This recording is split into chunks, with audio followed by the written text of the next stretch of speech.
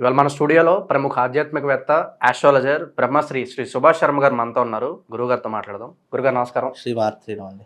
గురుగారు, ఫిబ్రవరి మాసంలో తులారాశి వారి పరిస్థితి ఎలా ఉండబోతుంది? గ్రహస్థితి ఎలా ఉంది? ఎలాంటి రెమెడీస్ చేసుకుంటే బాగుంటుందంటారు?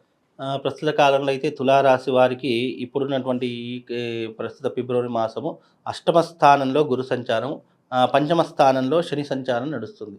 అష్టమ స్థానంలో గురు సంచారం అనేటువంటిది లాభదాయకంగా ఉండదు. అంటే డబ్బుల కొరత ఏర్పడడము, పెట్టుబడులు ఎక్కడైతే పెడతారో అవి లాభాలు లేకపోవడము, అలాగే వృత్తి వ్యాపారాదుల్లో ఒక మోస్తారుగా నడవడము. అంటే పెట్టిన పెట్టుబడులు అదే, అంటే ఈరోజు ₹1,00,000 పెట్టుబడి పెడితే అవే ₹1,00,000 ఉంటాయి తప్ప దానికి లాభం రాదు, నష్టము రాదు. అంటే ఎక్కడ తీసిన గొంగడి అక్కడే ఉండడము. అలాగే వీళ్ళకున్నటువంటి ముఖ్యంగా అష్టమ స్థానంలో గురు సంచారం వల్ల వీళ్ళకు కొన్ని రకాలైనటువంటి ఫైనాన్షియల్స్ ప్రాబ్లమ్స్ ఎక్కువగా ఉంటాయి. ఆ ఫైనాన్షియల్ ప్రాబ్లమ్స్ చూసుకోవాలి. అలాగే 5వ స్థానంలో శని సంచారం, పంచమ స్థానంలో శని సంచారం వల్ల పుత్రభంగం కలుగుతుంది. అంటే కొడుకులు, కూతుళ్ళు లేదు అనంటే వాళ్ళ బంధు తరపు వాళ్ళు ఎవరైతే రక్త సంబంధికులు ఉన్నారో వాళ్ళ దగ్గర నుండి వీళ్ళకు వ్యతిరేకత రావడము, విమర్శలు రావడము, కుటుంబం మధ్య చీలికలు ఏర్పడడము, ఆస్తి తగాదాలు జరగడం, ఇలాంటివి అనుకోనటువంటి సంఘటనను ఎన్నో రకాలుగా జరిగేటటువంటి అవకాశము ప్రస్తుతం ఈ యొక్క తులారాశి వారికి ఏర్పడుతుందండి. ఆరోగ్యపరంగా ఎలా ఉండబోతుంది గురుగారు? ఆరోగ్యపరంగా చూసుకున్నా కానీ వీళ్ళకు కొన్ని చర్మ సంబంధితమైనటువంటి వ్యాధులు రావడము, లేదు అంటే యాక్సిడెంట్లు కావడము, దెబ్బలు తాకడము, లేదు అనంటే గనక మానసిక రుగ్మతలు ఏర్పడడం ఎక్కువగా జరిగేటటువంటి అవకాశం ఉంటుంది. ఆరోగ్య భంగం కూడా వీళ్ళ జాతకంలో ఏర్పడుతుంది. కనుక ఆరోగ్య విషయంలో కాస్త జాగ్రత్తగా ఉండేటటువంటి ప్రయత్నం చేసుకోవాలి. ఉద్యోగస్తులకు, వ్యాపారస్తులకు ఎలా ఉండబోతుంది గురుగారు? ఏదన్నా పెట్టుబడులు పెట్టాలంటే ఎలాంటి జాగ్రత్తలు తీసుకోవాలంటారు? ముఖ్యంగా ఉద్యోగస్తులు అంటే గనక వీళ్ళకు ఆశించినటువంటి ఫలితాలైతే ఏమీ ఉండవు. మామూలుగా రోజువారీ లాగానే ఉద్యోగానికి వెళ్ళడము, అక్కడ పనులు చేసుకోవడం, ఇంటికి రావడమే తప్ప పెద్ద ప్రమోషన్స్ లాంటివి గానీ, ట్రాన్స్‌ఫర్స్ లాంటివి గానీ, జీతభత్యాలు పెరగడం లాంటివి గానివ్వండి, లేదు ఎవరి దగ్గరైనా మెప్పు పొందడం ఇలాంటివి ఏమి ఉండదు. నార్మల్ లైఫ్‌గా ఉంటుంది. అంత హై అని చెప్పుకోలేము, లో అని చెప్పుకోలేము. జీవితం ఎలాగైతే రోజువారీగా గడుస్తుందో అదే రకంగా గడుస్తుంది తప్ప అంత చెప్పుకోదగ్గటువంటి విషయాలైతే వీళ్ళ జాతకంలో లేవండి. ఇన్వెస్ట్‌మెంట్స్ పరంగా స్టాక్ మార్కెట్‌లో కావచ్చు, రియల్ ఎస్టేట్‌లో కావచ్చు, పెట్టుబడులు ఏమైనా పెట్టుకోవచ్చంటారా గురుగారు ఈ మాసంలో? ప్రస్తుత మాసంలో అయితే ఫైనాన్షియల్ ప్రాబ్లమ్స్ వీళ్ళకే చాలా ఉంటాయి. పెట్టుబడులు పెట్టడం పక్కన పెడితే గనక వీళ్ళకు డబ్బు సంపాదించడమే చాలా కష్టంగా అయిపోతుంది. అంటే సంపాదించేది 10,000 అయితే ఖర్చు 15,000 వరకు ఉంటుంది. అంటే 5,000 మైనస్‌లోనే ఉంటారు.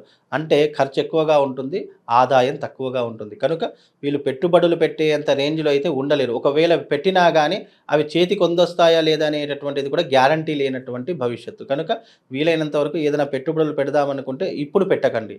ఆఫ్టర్ ఈ ఉగాది తర్వాత పెట్టుకునేటటువంటి ప్రయత్నం చేయండి. తద్వారా వీళ్ళకు లాభం జరుగుతుంది. ఇప్పుడున్నటువంటి కాలం అయితే అంత లాభదాయకంగా లేదండి వీళ్ళకు. వివాహాల కోసం ఎప్పటినుంచో ఎదురు చూసే వాళ్ళకు ఒక అడుగు ముందుకు పడడానికి ఏదన్నా మంచి న్యూస్ వినడానికి ఏదన్నా ఆస్కారం కనిపిస్తుందా గురుగారు? ముందుగా వివాహ యోగం అనేటటువంటిది ఎలా ఉంటుంది అనంటే గనక అది జన్మ జాతకాన్ని బేస్ చేసుకొని ఉంటుంది ఫస్ట్ పాయింట్. రెండవది ఏంటి అంటే గనక ఇప్పుడున్నటువంటి తులారాశి వారికి వివాహ యోగం ఆఫ్టర్ ఉగాది తర్వాతనే జరిగేటటువంటి అవకాశం ఉంది గనుక ఇప్పుడున్నటువంటి తులారాశి వారికి వివాహ యోగం అనేది కనిపించడం లేదు. వివాహ యోగం కుదిరినా కానీ అది ఆఫ్టర్ ఉగాది తర్వాతనే వివాహ యోగానికి దారితీస్తుంది. కనుక వివాహం జరగాలి అంటే గనక రుక్మిణీ కళ్యాణం అనేటటువంటి ఒక గ్రంథం దొరుకుతుంది. ఆ రుక్మిణీ కళ్యాణం అనేటటువంటిది పారాయణం చేసుకోండి. తద్వారా తొందరగా వివాహం అయ్యేటటువంటి అవకాశం కలుగుతుందండి. సినీ, రాజకీయ ప్రముఖులకు ఎలా ఉంటుంది గురుగారు? కొంత గుర్తింపు కోసం చూస్తూ ఉంటారు. అటువంటి వారికి ఎలా ఉండబోతుంది? ప్రస్తుతము ఇప్పుడున్నటువంటి తులారాశి వారు ఎవరైతే ఉన్నారో సినిమా రంగంలో, అంటే ఇంకోటేంటంటే ఈ తులారాశి బేస్ చేసుకొని చెప్తున్నాను. షష్టగ్రహ కూటమిని కూడా బేస్ చేసుకొని చెప్తున్నాను. షష్టగ్రహ కూటమి కూడా తులారాశి వారికి చాలా నీచంగా ఉంది. తులారాశి వారు ఎవరైతే ఉన్నారో, ఎందుకంటే తులారాశికి అధిపతి శుక్రుడు ఈ షష్టగ్రహ కూటమి రోజున మీనరాశిలోకి సంచరిస్తున్నాడు. అది ఎప్పుడు 29వ తారీఖు అమావాస్య రోజున జరుగుతుంది. కనుక దాని యొక్క ప్రభావం తులారాశి మీద కూడా ఎఫెక్ట్ చూపిస్తుంది. కాబట్టి సినిమా ఇండస్ట్రీ ఉన్నటువంటి వాళ్ళు, రాజకీయ రంగంలో ఉన్నటువంటి వాళ్ళకి చాలా రకాలుగా ఘోర ప్రమాదాలు జరుగుతాయి. ప్రమాదాలు మీన్స్ రాజకీయ భంగం జరుగుతుంది. అలాగే ఈ సినిమా రంగంలో ఉన్నటువంటి వారికి ముఖ్యంగా ఏంటంటే గొడవలకు దారితీస్తారు. నేను గొప్ప అంటే నేను గొప్ప అనేటటువంటి వ్యవహార స్థితికి వెళ్ళిపోతుంది. అలాగే ఈ ఆర్థిక పరంగా కూడా చాలా దెబ్బతినేటటువంటి అవకాశము సినిమా రంగంలో ఉన్నటువంటి వారికి ప్రతి ఒక్కరికి ఏర్పడుతుంది. అలాగే రాజకీయ భంగంలో శని కూడా మార్పు చెందుతున్నాడు కాబట్టి అలాగే రాజకీయ వ్యవస్థలో కూడా పెను మార్పులు సంభవిస్తాయి. వీలైనంత వరకు రాజకీయ ఇప్పుడున్నటువంటి ప్రస్తుత కాలంలో చెప్తున్నాను గుర్తుపెట్టుకోండి. రాష్ట్ర రాజకీయ భవిష్యత్తులో ఎన్నడూ ఊహించలేనటువంటి విధంగా కూడా మనకు అనేక పరిణామాలు చెందేటటువంటి అవకాశం ఉంది. సీఎం కూడా మారిపోయేటటువంటి అవకాశము దీని ద్వారా కలుగుతుంది గుర్తుపెట్టుకోండి. అది దాన్ని బేస్ చేసుకుని తులారాశి వారికి ప్రస్తుత కాలమే కాదు, ఇప్పుడున్నటువంటి ఈ ఫిబ్రవరి మాసం అంత యోగమైనటువంటి స్థితిలో లేదండి. గురుగారు, అనుకోని ప్రయాణాలు కావచ్చు, ఇంకా విద్యార్థులు అబ్రాడ్ వెళ్ళాలనుకుంటూ ఉంటారు కదా, అటువంటి వారికి ఎలాంటి రిజల్ట్స్ ఉండబోతున్నాయి? ముఖ్యంగా విదేశాలకు వెళ్ళాలి అనుకునేటటువంటి వారు ఇప్పుడు వెళ్ళేటటువంటి, ఎందుకంటే శని పంచమ స్థానంలో ఉన్నాడు కాబట్టి ఒక చోట నిలవనివ్వడు. కాబట్టి విదేశాలకు వెళ్ళేటటువంటి యోగం కూడా తప్పకుండా ఉంటుంది. అది కొంచెం కష్టతరంగా అయినప్పటికీ కూడా ప్రయత్నపూర్వకంగా గనక వీళ్ళు చేసుకున్నట్టయితే తప్పకుండా విదేశాలకు వెళ్ళేటటువంటి అవకాశం ఉంటుంది. అక్కడ స్థిరపడేటటువంటి అవకాశం లేదా డబ్బు సంపాదించేటటువంటి అవకాశం తప్పకుండా ఈ యొక్క తులారాశి వారికి ఏర్పడుతుందండి. కోర్టు సమస్యలు, ఇంకా భూమికి సంబంధించిన గొడవలు ఏవైతే ఉన్నాయో ఇవన్నీ సర్దుమనడానికి ఎంతకాలం పట్టొచ్చు అంటారు గురుగారు? ముఖ్యంగా వీళ్ళకు ప్రస్తుత కాలం అయితే అంత యోగంగా లేదు. ముఖ్యంగా వీళ్ళకు టైం అనేటటువంటిది నాకు తెలిసి ఆగస్టు వరకు టైం పడుతుందండి. ఆగస్టు తర్వాత కోర్టు వ్యవహారాదులు కానీ, పోలీస్ స్టేషన్ వ్యవహారాదులు కానీ, ఏదైనా ఆస్తి తగాదాలు, భూమి తగాదాలు ఏవైనా ఉన్నా అవి ఆగస్టు తర్వాత వీళ్ళ జీవితంలో చిక్కుముడులన్నీ కూడా విడిపోయేటటువంటి అవకాశం ఏర్పడుతుంది. ఏదైనా సమస్య ఉంటే అది ఒక కొలిక్కి వచ్చేటటువంటి అవకాశం, ఆ సమస్యకు పరిష్కారం దొరికేటటువంటి అవకాశం అప్పుడు ఏర్పడుతుందండి. గురుగారు, ఇంకా మెరుగైన ఫలితాలు పొందడానికి ఈ రాశి వారికి ఏదన్నా మంచి రెమెడీస్ ఉంటే తెలియజేయండి గురుగారు. ముఖ్యంగా ఈ తులారాశి వారికి జాతకరీత్యా అంత యోగ్యంగా లేదు కాబట్టి నాకు తెలిసి వీళ్ళకు ఉన్నటువంటి గ్రహరీత్యా అంటే అష్టమ స్థానంలో గురు సంచారము ఇటు ఆర్థికపరమైన నష్టాన్ని కలిగిస్తుంది. పంచమ స్థానంలో శని సంచారం ఆరోగ్య భంగాన్ని కలిగిస్తుంది.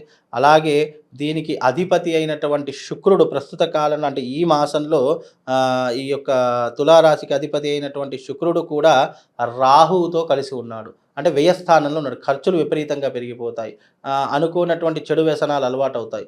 ఇవన్నీ కూడా ఈ తులారాశి వారికి ఈ మాసంలో జరిగేటటువంటి అవకాశాల ఆస్కారం ఏర్పడుతుంది. కాబట్టి వీలైనంత వరకు వీళ్ళు ఈ ఫిబ్రవరి 2వ తారీఖు రోజున రాజశ్యామల అమ్మవారి యొక్క యాగం జరుగుతుంది. అక్కడికి వస్తే కనుక వీళ్ళకి ఒక రక్ష ఇస్తాను. అలాగే వీళ్ళు డైలీ పూజ చేసుకోవడానికి ఒక శివశక్తి లింగాన్ని ఇస్తాను. దాన్ని డైలీ పూజ చేసుకొని దాన్ని అభిషేకం చేసినటువంటి గంగా జలంతో ప్రతిరోజు తీర్థం తీసుకునేటటువంటి ప్రయత్నం చేసుకోండి. తద్వారా వీళ్ళకు శుభము లాభం రెండు కూడా కలుగుతాయండి. ముఖ్యంగా ప్రతి రాసుల వారికి ఏంటి అంటే గనక చాలా మట్టుకు ఇప్పుడు వచ్చినటువంటిది మహాకుంభమేళ, 144 సంవత్సరాల తర్వాత వచ్చినటువంటి మహాకుంభమేళ.